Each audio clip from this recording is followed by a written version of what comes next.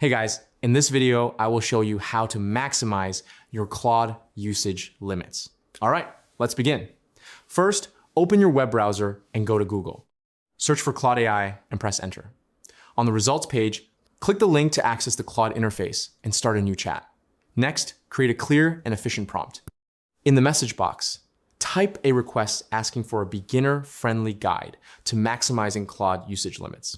Specify that it should include 5 quick tips, 3 example efficient prompts, and a comparison chart between high and low usage prompts. Keep the instructions short, structured, and practical.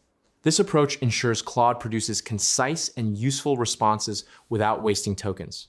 Clear instructions reduce unnecessary back and forth and help you get more value from each message. Claude will generate a focused guide with actionable tips, reusable prompt examples, and a comparison to improve efficiency.